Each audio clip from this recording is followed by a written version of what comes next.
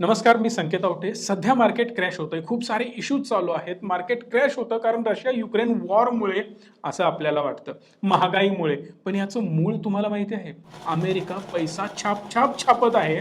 अक्षरशः $5 ट्रिलियन त्यांनी छापले. जेवढं भारताने टार्गेट ठेवलंय ते अजूनही अचीव्ह झालेलं नाही. तेवढं त्यांनी छापलंय. लास्ट व्हिडिओला तुम्ही प्रचंड प्रतिसाद दिला. कमेंट आले की नेक्स्ट पार्ट हवा आणि या व्हिडिओमध्ये मी एक्सप्लेन करतोय की अमेरिका पैसा कसं छापतं आणि आपल्याला कसं खड्ड्यात घालतं. पण अमेरिकेचा छापलेला पैसा तो कोणाकडे जातो? अमेरिका ॲक्च्युअली कोण चालवतं? भारत देशाला कुठले उद्योगपती चालवतात?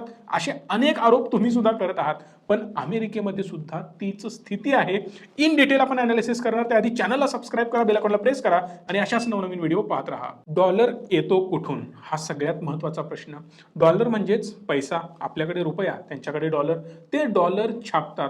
का छापतात? कारण पैशाची गरज पडते. इकॉनॉमी वाढत जाते, डिमांड वाढत जाते, सप्लाय सुद्धा वाढवायला हवा, दोन्हींचा मॅच ठेवायला हवा, नाहीतर असंतुलन होईल, गडबड होईल. त्यामुळे डॉलर छापणं गरजेचं आहे. मग डॉलर कसे छापले जातात? थोडंसं स्क्रीनवर मी तुम्हाला एक्सप्लेन करतोय.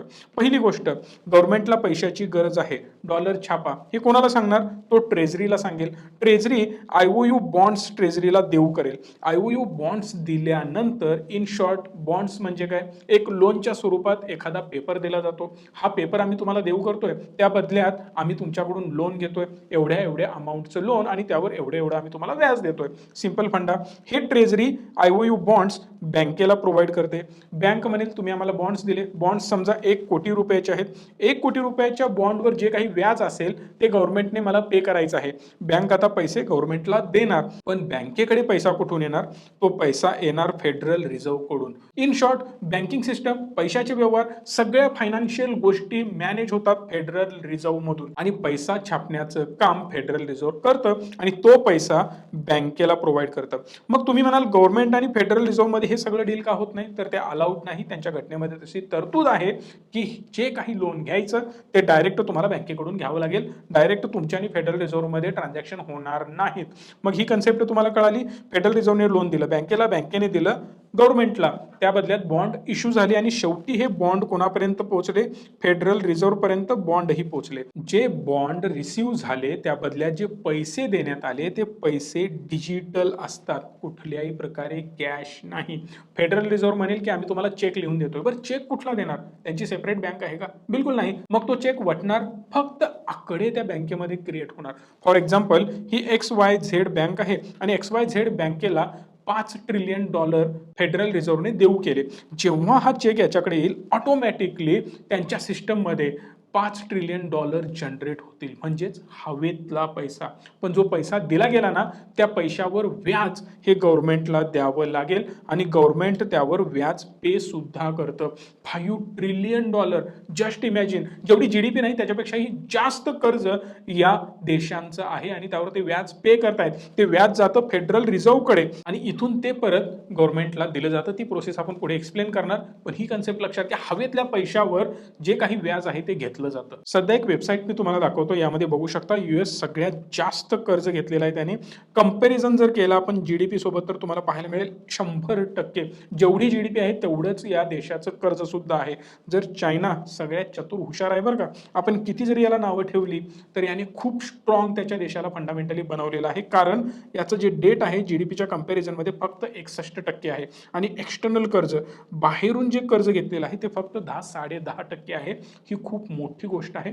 एवढं छान मॅनेजमेंट चायना स्वतःचं करत आहे.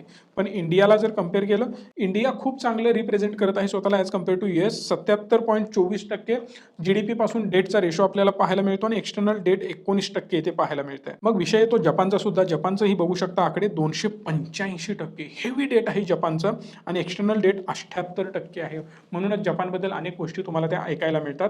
आणि हा सगळा पैसा, हे जे व्याज असतं ते परत आपण आपल्या टॅक्समधून भरतो आणि हा टॅक्स गव्हर्नमेंटला जातो. ॲक्च्युली पैसा एक्झिस्ट नाही आहे, हवेतून तयार केला गेला पैसा आणि त्या हवेतल्या पैशावर आपल्याकडूनच व्याज घेतलं जातं आणि हे व्याज गव्हर्नमेंट घेतं. आणि परत हे कर्ज गव्हर्नमेंटवरच चढलेलं असतं, ते कर्ज वाढत जातं आणि हे वाढलेलं कर्ज लवकरात लवकर फिटेल याचे चान्सेस नसतात, कारण जीडीपी पेक्षाही जास्त कर्ज असतं, ह्यूज अमाऊंट असते आणि ती कर्ज फेडणार कधी आणि विकास कधी करणार, हा एक प्रॉब्लेम इकडे येतो. त्यामुळे कर्ज नेहमी वाढत जाताना आपल्याला पाहायला मिळतं. यामध्ये एक इंटरेस्टिंग कॉन्स्पिरसी थेअरी आहे. फेडरल रिझर्व्हची स्थापना झाली, कोणी केली? रॉयचल्ड फॅमिलीने. आता फेडरल बँक समजू नका, मी अमेरिकेतल्या फेडरल रिझर्व्ह बद्दल बोलतोय. रॉयचल्ड फॅमिलीने जेव्हा याची स्थापना केली तेव्हापासून आजपर्यंत ही फॅमिली त्या बोर्डमध्ये आहे आणि अजून 5-6 लोकांनी मिळून याचं मॅनेजमेंट केलं जातं. मग त्यामध्ये काही गव्हर्नमेंट एंटिटी सुद्धा आहेत आणि प्रायव्हेट बँका सुद्धा आहेत. मग बऱ्याच लोकांचा असा समज आहे, कॉन्स्पिरसी थेअरी पण अशी आहे की हे जे व्याज आहे, हवे तयार केलेला पैसा आहे, त्या पैशावरचं व्याज किंवा तयार केला जाणारा काही पैसा सुद्धा या रॉथशिल्ड फॅमिलीकडे सुद्धा जातोय आणि हे सगळ्यात रॉथशिल्ड फॅमिली खूप मोठी आहे, जी हिडन आहे, जगासमोर येत नाही. सगळं मॅनेजमेंट ही फॅमिली करते आणि जगातला सगळ्यात मोठा श्रीमंत वर्ग हा तिकडे असू शकतो असं सगळ्यांना वाटतं, कारण जगात चालतं ते म्हणजे डॉलर. प्रत्येक देशाकडे रिझर्व्ह आहे तो म्हणजे डॉलर आणि सगळ्यात मोठा व्यवहार होतो तो म्हणजे डॉलरमध्ये आणि त्याचा सगळ्यात मोठा साठा कदाचित या फॅमिलीकडे असू शकतो. या जर कॉन्स्पिरसी थेअरीवर इन डेप्थ व्हिडिओ हवा असेल तर कमेंट करून सांगू शकता. RF जेवढ्या जास्त कमेंट येतील रॉथशिल्ड फॅमिलीवर तेवढ्या लवकरात लवकर आम्ही तो व्हिडिओ सुद्धा बनवेन. डॉलरमध्ये पैसा छापला जातो, मग आपला काय संबंध, हा प्रश्न तुमच्याही मनामध्ये निर्माण झाला असेल. त्याचं उत्तर मी पुढे देणारच आहे, पण सध्या पाहू डॉलर छापल्यामुळे तो वीक कसा होतो, डॉलरचं व्हॅल्युएशन कसं डाऊन होतं आणि डॉलरचं व्हॅल्युएशन डाऊन झाल्यामुळे भारतीय करन्सीला काय फरक पडतो. पहिली गोष्ट ही लक्षात घ्या की जीडीपीचं व्हॅल्युएशन समजा 100 आहे आणि टोटल मनी सुद्धा आपल्याकडे 100 आहे, पण ज्यावेळी 20 रुपये मला एक्स्ट्रा इथे छापण्याची गरज पडते तेव्हा काय होणार, माझं जीडीपीचं व्हॅल्युएशन 100 ते 100च राहणार. मी अजून 20 रुपये छापल्यामुळे टोटल 120 रुपये माझ्याकडे पैसा येणार, पण पैसा जास्त आहे. पैसा जास्त आहे म्हटल्यावर मार्केटमध्ये सर्क्युलेशन जास्त होणार. सर्क्युलेशन जास्त झाल्यामुळे पैशाचा सप्लाय वाढणार आणि ॲज कम्पेअर टू जीडीपी मध्ये ग्रोथ आपल्याला पाहायला मिळणार नाही. इन शॉर्ट सप्लाय आणि डिमांडमध्ये गॅप क्रिएट होणार, महागाई वाढणार. सो दॅट ओव्हरऑल जर कॅल्क्युलेशन आपण केलं तर इकडे तुम्हाला पाहायला मिळेल 83 रुपये या 100 रुपयाचं व्हॅल्युएशन होणार आणि इकडेच आपण फसणार. ही खूप मोठी गोष्ट आहे, थोडासा विचार करून पहा, कारण प्रत्येकाकडे जर पैसे छापून देण्यात आले तर प्रत्येक जण कॅपेबल बनेल ती वस्तू बाय करण्यासाठी आणि प्रत्येक जण ती वस्तू बाय करण्यासाठी पुढे धावेल. त्यामुळे त्या वस्तूची प्राइस वाढेल आणि प्राइस वाढली म्हणजेच महागाई वाढली आणि यातले बरेच लोक ते अफोर्ड करू शकणार नाहीत, काहीच लोक अफोर्ड करू शकतात.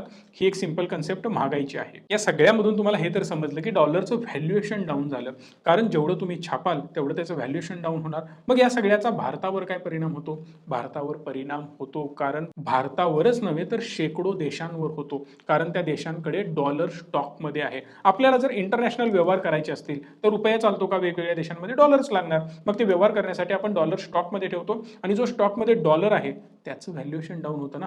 आता भारताकडे जर तुम्ही बघितलं तर टोटल जेवढा व्हॅल्युएशन भारताकडे आहे किंवा जेवढे ॲसेट भारताकडे आहेत त्यापैकी 17% रिझर्व्ह हा डॉलरचा आहे. सो दॅट जेवढा डॉलर डिप्रिशिएट होईल तेवढा आपल्या 17% इकॉनॉमीवर परिणाम होणार आणि बाकी समजा आपल्याकडे जे शिल्लक आहे 73%, ते 73% आपल्या कर्माने आपण भरणारच आहे. ऑलरेडी खूप सारे इश्यूज सुरू आहेत ज्यामुळे आपली अर्थव्यवस्था खाली जाणार, प्लस अमेरिका जे काही करेल या 17%वर त्याचा परिणाम होणार, म्हणजे कंपाऊंडिंग होऊन आपल्या देशावर खूप जास्त परिणाम होऊ शकतो बिकॉज डॉलरमध्ये गडबड होते. आता प्रश्न हा निर्माण होतो की हे व्हॅल्युएशन डाऊन कसं होतं आणि एक्झॅक्ट ही प्रोसेस कशी वर्क होते. फॉर एक्झाम्पल आता अमेरिकेने $5 ट्रिलियन छापले, त्यातले $1.7 ट्रिलियन यांनी उद्योगधंद्यांना देऊन टाकले, $1.8 ट्रिलियन डायरेक्ट लोकांमध्ये वाटले. मग हा छापलेला पैसा त्यांच्याच देशामध्ये वाटला. कन्सेप्ट लक्षात घ्या, $5 ट्रिलियन फक्त अमेरिकेमध्ये वाटले गेले, आपल्याला नाही. आपल्याकडे पण डॉलर आहेत.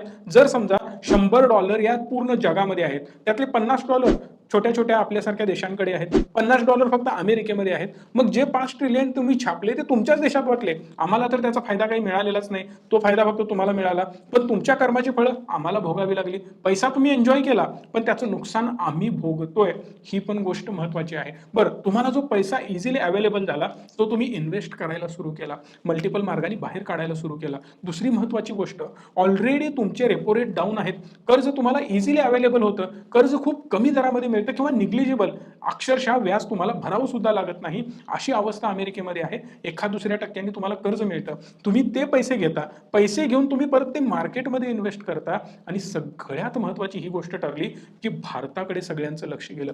भारत हे इमर्जिंग मार्केट आहे, वाढणारं मार्केट आहे, या मार्केटमध्ये पैसा लावा.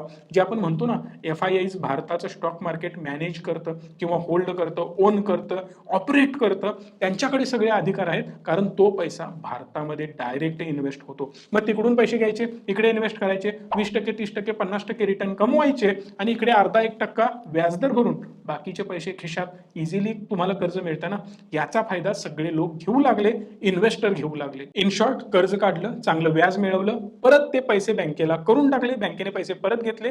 पण बँकेची एक गोष्ट तुम्हाला माहिती आहे, अमेरिकन बँका त्यांच्याकडे असणाऱ्या रिझर्व्हपेक्षा 10 पटीने जास्त कर्ज देऊ शकतात. पैसे तर नाहीत बँकेमध्ये, पण त्याच्या 10 पटीने, 1 कोटी आहेत ना बँकेत, तर ते 10 कोटी रुपयांचं कर्ज देऊ शकतात. म्हणजेच हवेत पैसे दिले आणि हवेतल्या पैशावर व्याज गोळा केलं, अशी ही बँकिंग सिस्टम चालते. पण भारतामध्ये रिझर्व्हपेक्षा 25 पटीने जास्त आपण देऊ शकतो, एवढी मोठी सुविधा भारतामध्ये पण आहे.